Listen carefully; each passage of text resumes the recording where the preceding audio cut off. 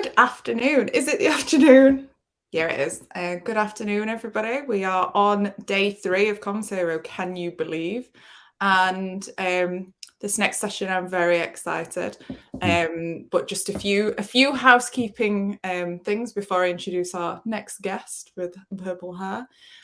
So you can use emojis to show your appreciation and reaction to the session. Thumbs up and lots of hearts there, please. You can turn on the automatic subtitles by clicking the CC button down at the bottom. And to the right-hand side, you can take part in the event chat, the Q&As and any polls that we might have during the session. So please drop lots of questions in for Mark. Make them really extra tricky ones for Mark today, please. So I am joined by Head of Comms at Shift MS and podcaster Mark Webb, talking all about disability in PR. So it'd be remiss of me not to mention Mark's international and stellar career, having worked for Disney, David Lloyd and Dixons, amongst others. I'm told that he has worked for some places that don't begin with a D as well, but I'm sure he will fill you in on that. Mark, thank you for joining us, and I'm going to hand it over to you now. Thank you very much, Tila. Always a pleasure to talk to you. Those of you were talking to me on Twitter this morning. I was debating what to do about my look. Do I go respectable, presentable, grown up, or do I go for some nonsense? And well, you can see what I've gone for. Nonsense. There is a reason behind that. It's not just a PR stunt. I'm specifically purple today, representing the purple pound, because 15 to 20% of us, roughly speaking, are disabled in some form or another, and they are your consumers, they are your readers, they are your listeners, they are your audience. They're receiving your press releases, you're tweeting at them, and very often you're not catering for them. So I just wanted to quickly add this in. So well done, CommsHero, for having the chance to listen to text, because not everybody is being inclusive. And you see a very handsome 21-year-old man here. I'm not at all 53. Head up, I'm normal. I'm going to do. Am I the first with purple hair coming on? I don't know. I'll be the first to show you my wee bag that comes straight out of my stomach. Very classy. Below that is my wheelchair. So I am, in a sense, your cliche disabled person. But the disabled people, there might be invisible illnesses. There might be disability to come, because most people aren't born with a disability. It might be hearing or sight, it might be mental health issues. All those are covered in the spectrum of disability, and they are all your customers, your consumers. And we're not represented in many jobs, including PR. So that's the reason for purple, just explaining. I've got multiple sclerosis. MS, we don't need to dwell on it because there's lots of illnesses, but just to explain, roughly speaking, it's one of about 80 autoimmune diseases. So it's one of those pesky things that actually attacks yourself. And in MS's case, it attacks my central nervous system. And the central nervous system is in the brain and in the spine. And any nerve that comes off that central nervous system dictates where I'm affected. So it brings on chronic fatigue, chronic pain, chronic bad taste, awful sensations. I can vaguely walk a couple of yards, but not a lot. My left side, that's not bad. My right arm, my left, not great. All sorts going on, and my thinking processes aren't great. So if I go off kilter, Tila can run in and jab me in the kidneys and bring me back in control, because it's not just the physical stuff, you see. My thinking processes and my memory and my concentration span, and it's all, it's great fun. Anyway, so that's MS, and we don't need to dwell on that. Very quickly then, yes, I've done 23 years working for companies starting with D. I kind of stumbled into PR. I was one of those annoying head boy captain of rugby types who just everything came easy to. And as a result of everything coming easy to, I didn't really know what I wanted to do and ended up as a ski rep, holiday rep, chasing girls and beer in different orders depending on the time of day, and ended up in 1992, and that does belie my real age, at the opening of a theme park east of Paris called at the time Euro Disney, now Disneyland Resort Paris. And rather because I'd been a bit of a posh holiday rep, I ended up looking after A-list celebrities instead. So Michael Jackson, you might have heard of, other ones a little bit older generation. So Kevin Costner, Clint Eastwood, Gloria Estefan, my favorite, George Bush Sr., President Mitterrand. Just a wonderful introduction into the high life, but also actually how I ended up in PR, because of course, working with all these strange and wonderful people, I got exposed to television and radio and the media, and that's how my PR career started. So I had that sort of flouncy part of my life, going from gifted schoolboy and having fun at Disney. But also, actually, when I look back, the first symptoms, I had 3 days of pins and needles. I call it nails and needles down my left side. It was so intense, but it went away, and it was I was a bloke, so I ignored it, and convinced myself in later years I'd had a stroke, which of course is ridiculous, because you really should go to the straight to A&E if you think you're having a stroke. But anyway, I was a bloke, ignored it, then started having bladder issues. But I lived in France, so at the time in the 90s, sure, it's cleaned its act up then now. I could pee behind trees and gate posts, and that was kind of the done thing. And I thought it was some kind of hidden Freemason thing of men that we didn't admit that we sometimes wet ourselves. Charming. Various other bits and bobs happened over the years, but really nothing. 1999, fell madly in love.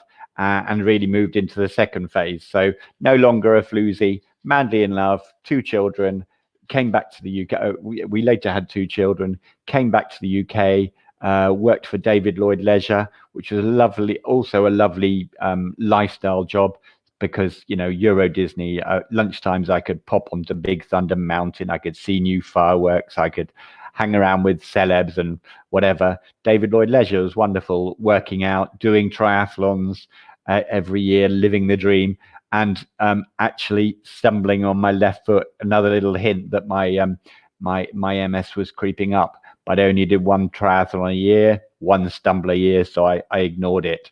And then really big changes came on. And 2007-ish, 2006-ish, I joined DSG, which later became Dixons Retail, which later became Dixons Carphone, which is about to become Currys PLC.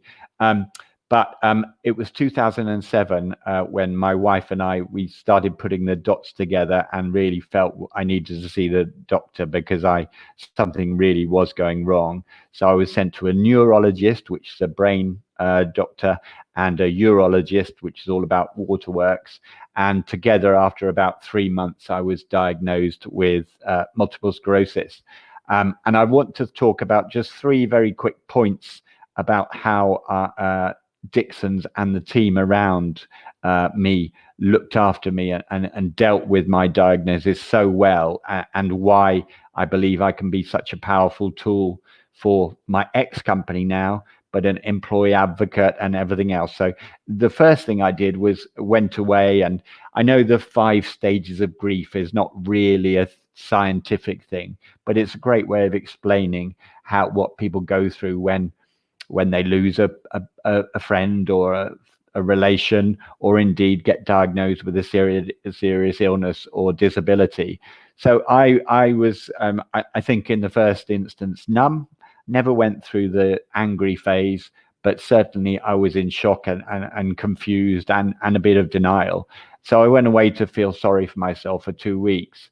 By the time I came back to work, still healthy-ish and still with an invisible illness, if every so often I had to run off to the loo, all the team around me, I was in a very senior comms role at the time, had educated themselves about what MS was, but also an MS can be very different to different people. It's called the snowflake disease, in the sense that because nerves go all over your body, you can have so many different flavors of MS and so many severities and different symptoms that you can't really put yourself in an MS person's shoes, but you can be empathetic or sympathetic.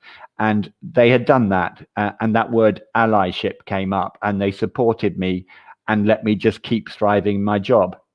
So allyship, just going the extra mile. I've talked about my earlier career when I think I was a nice guy. I never did anything wrong, but neither had I ever done that going out of my way to be empathetic. And these were the team around me were just wonderful. So one, allyship, one to remember. Trot forward a couple of years, and I was really struggling to do that in London, drinks with journalists, long hours, funny phone calls at funny times. And at the same time, social media was coming on board, and I was developing quite a good relationship with those same journalists who I had used to go into lunch with and have those phone calls, drinks, deal with crises, etc. And I was called into a room by the group HR director, so the most senior person in HR at Dixons, and my boss, who was the director of corporate affairs on the board there. And I was expecting something like the guilty check, thanks very much, Mark. Off you go into the sunset and be a retired cripple. And I use that word provocatively and deliberately. You don't call people cripples anymore. I didn't get the guilty check, and I'm going to paraphrase what they said because they said it perfectly. But roughly speaking, they said, Mark, you're not coping. We love what you do. We want you to stay. How can we build a job for you that will work for you and for the company and will help you stay working? I was so emotional. I had to go home in tears, and we worked it through. And what we concluded on was a 4-day week instead of a 5-day week. Hurrah! Lots more working from home before it became a thing, really. And I became head of group social media. So the kind of grown-up social media, as opposed to the fun win yourself an Xbox type social media. And I worked with our CEO, who is now the CEO of Boots, a chap called Sebastian James. And by nagging, never doing his tweets, but nagging him to tweet and making sure he tweeted and reminding him of opportunities, making sure he took photos with teams when he was out on the road. We turned him into the most followed FTSE100 tweeter of any CEO. There were only 5 or 6 of them at the time, and there aren't that many more. But it became a wonderful tool, so that we had the Sebastian James feed. So he was great. He's not so good at Boots anymore because he hasn't got me to nag him. Great CEO, but he needs to tweet more. Then you had my voice, and I could talk to direct journalists, and I was running a Dixons Carphone feed as well. And together, they were other communication channels for Dixons on results days, on crisis days, etc. And it established a real presence and a kudos for us. And it helped me keep working, often from my pajamas. Oh, I can add, below the waist, I'm also wearing pajama bottoms, but that's allowed, isn't it, for, in this day and age? So that second phase, so the allyship at the beginning, and then the empathy and the creativity in helping me actually help the company but stay employed, was just wonderful. And you can hear me now. I've got no shares. I've got no. Many of the people I worked with have moved on from Dixons, now Currys PLC, but I'm still so proud of what they did for me. And then came about 5 years ago a time when my illness was really quite serious, and I even from home, tweeting from home, I was struggling.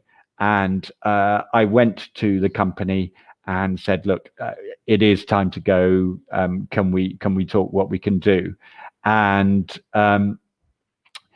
they didn't have to do anything. I can't remember if I was on 3 months notice or 6 months notice. They didn't need to do anything except let me go. They did much more than that. I won't say exactly how much, but it was just lovely to be sort of sent off like that. As a result, LinkedIn, I was using that also. I wrote a little eulogy to Dixons, and I think quite a few people do that nowadays, but I feel like that was quite early on. I was doing that, it ended. I can remember it very well. Be like Dixons Carphone, and it went viral. 875,000 views at the last count. I still get the odd like 5 years on. But it was huge, and it was heartfelt, and I'm not the most strategic of people. I never was, and I certainly am not with my short concentration span now. I just got lots of opportunities coming. I started to build a speaking career. I started to work for Shift.ms, which is essentially a very positive social network for those of us worldwide affected by multiple sclerosis. It's the most common disabling neurological condition in the world, I believe.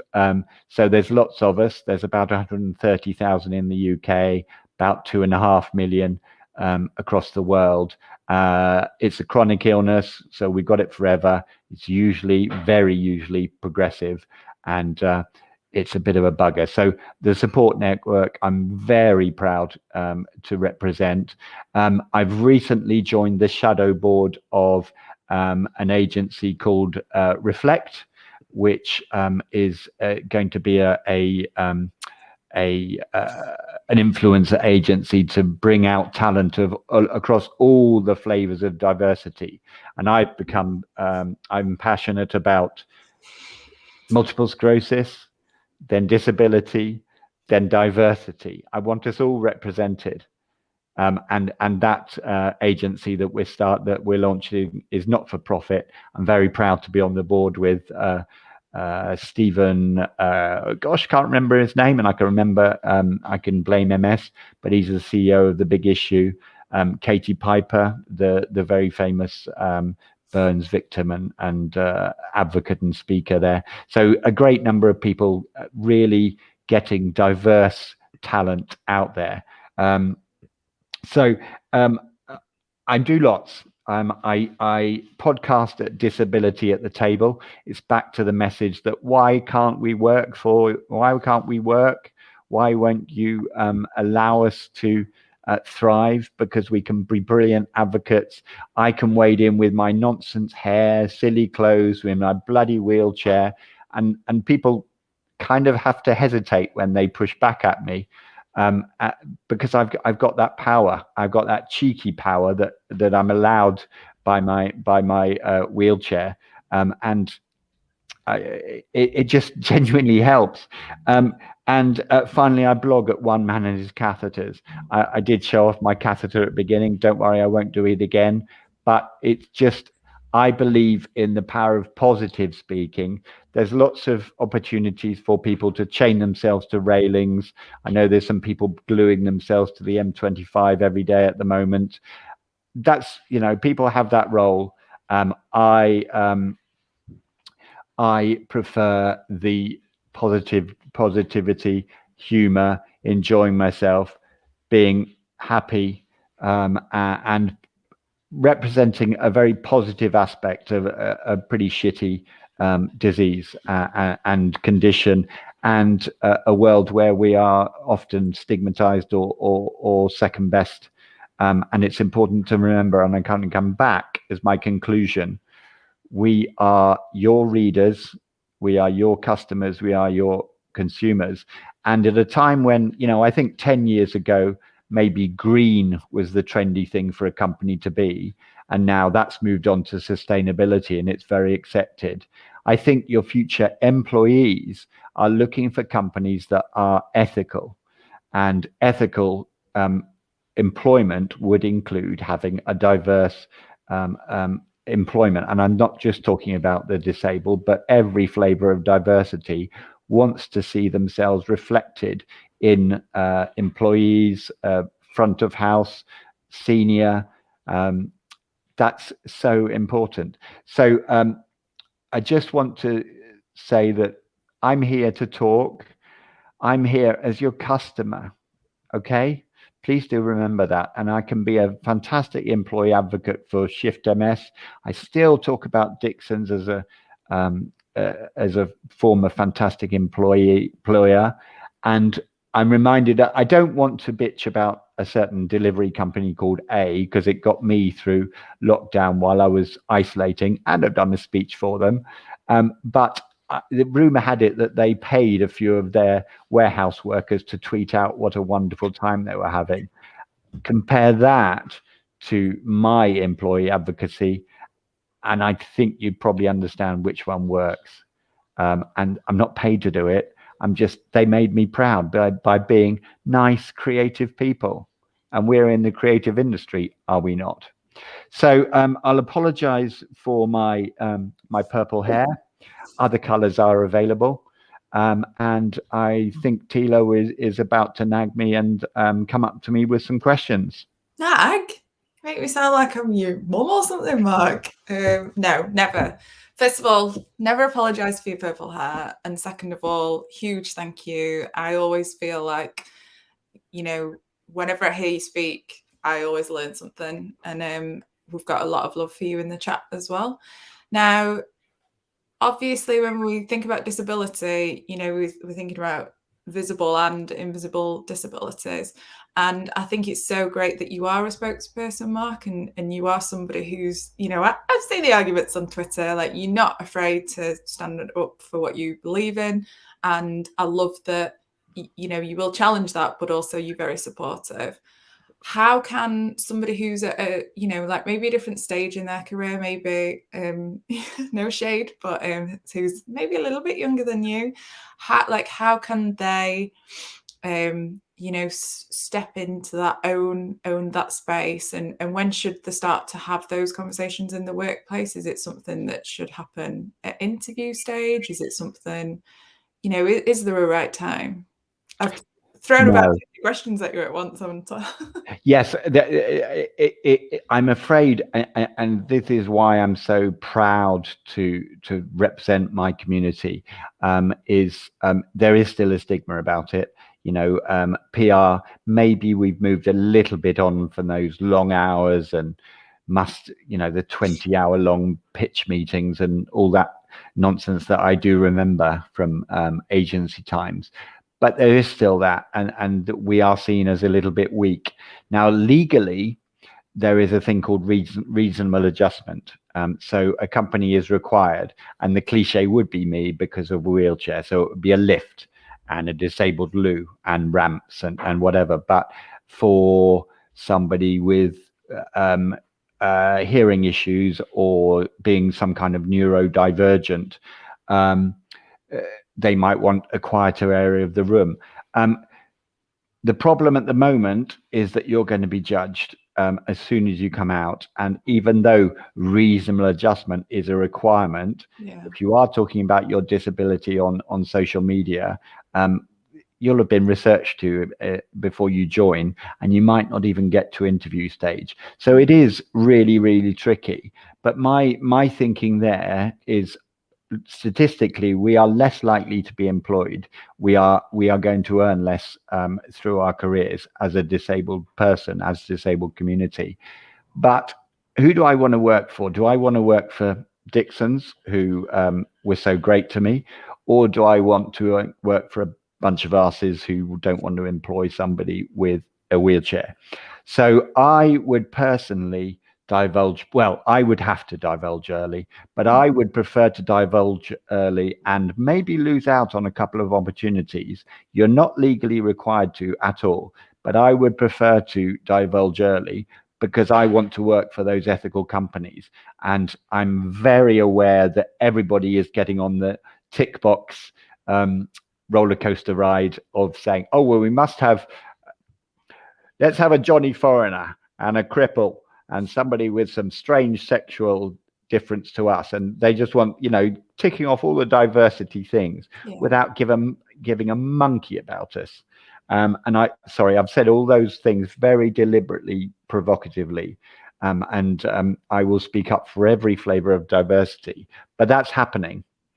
And what we need to go for are the companies that really mean it, that have a very senior, not just a D&I manager, but also having a CEO or a very senior person on the board who really cares and really wants to make real change and understands that just reflects their blooming customers and their future employees. So I would prefer to divulge early, but you're at risk.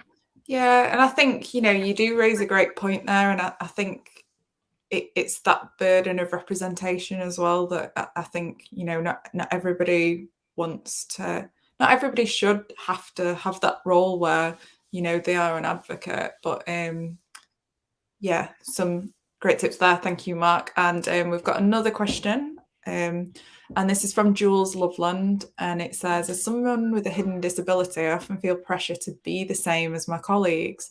I only recently told my team about it. How do you suggest I talk about my limitations without freaking my boss out that I'm not up to my job?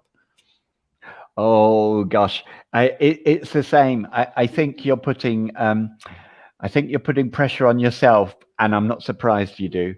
I can remember very specific, here's a cliche word, the disability journey. I can remember very distinctly going into Costa Coffee when my disability was pretty invisible, but I was a bit shaky, and saying, do you mind bringing the coffee to my table because I'm slightly disabled? I couldn't bring myself to say the word disabled. And likewise, knowing that MS is progressive, when I was diagnosed, I was repulsed, and I'm almost ashamed to say this, but I was repulsed by wheelchairs because I knew there was a good chance it was my future. Now I play wheelchair rugby badly. I've got a very funky motorized wheelchair, and I'm sitting in one now. I've got no compunction about them at all, and I'm not wheelchair bound. I'm a wheelchair user. I think, again, I'll go back to the point. If you've got a decent boss that you want to carry on working for, they'll be fine about it. I think if you're honest about your limitations, there is that word reasonable adjustment, but there is also the fact that most people, I think we're getting there. We're still a long way away. It's 100 years since somebody ran in front of a horse to win women's vote, but we're still not at equal pay for women. We're still not at equal employment opportunity for women. So we're not going to get there in my lifetime, and it's one of the reasons I campaign. But personally, I would be honest. And the other point I would make, and this would be for the wider non-disabled audience here listening, is please ask. I think the worst thing you could do, and it happens, is people who step aside and just won't even look you in the eye anymore because you're a cripple, because you're crap, because you're a lesser person, or whatever you want to think about us, or because you're scared of talking to us and saying the wrong thing. I'd much rather you ask us, and then we'll tell you what's right, what we need, when we might need a rest. And I would like to think your boss would actually be better than you think. And I think you're there are stigmas, but I think you're self-imposing some stigmas on yourself. There are some nice people out there. Fab, thank you, Mark. And you heard it here first. It's official that Hal Reynolds says that Mark is a bona fide legend, and I tend to agree with that. Now, we are wrapping up now, Mark. Are you going to be on tables kind of chatting if anyone else wants to grab your autograph or a picture with the famous? I'm happy to. This is my first time on this system, so somebody might have to hold my hand through it, but I'm gonna hang around. Yeah. So don't forget, if you do manage to have a photo taken with Mark, if you hashtag CommsHero, and there are prizes up for grabs, people, not just the honour of meeting Mark, but, you know, obviously do it for Mark. So we have 2 packs of Sharpies. We've got our daily diaries, the CommsHero Pets at Home vouchers, and an Amazon 30 quid gift voucher. And they are all made possible by our sponsors, Red Kite Community Housing, Staff Base, Prezi, React and Share, and First Up. So thank you again, Mark. Can we have lots of emoji love for Mark Webb, please? Yay. I can't see it on my screen. And yeah, brilliant. And I'm very excited for our next session. I've gone from one legend to the next. So I will be joined for a fireside chat, although missing the fire, with Asif Chowdhury, the very man who made this all possible. So join us at 1:15, where I'll be posing questions and you will have the chance to ask Asif those burning questions that you have hitherto kept to yourself. Thank you, Mark, and I'll see you on a networking table. Cheers.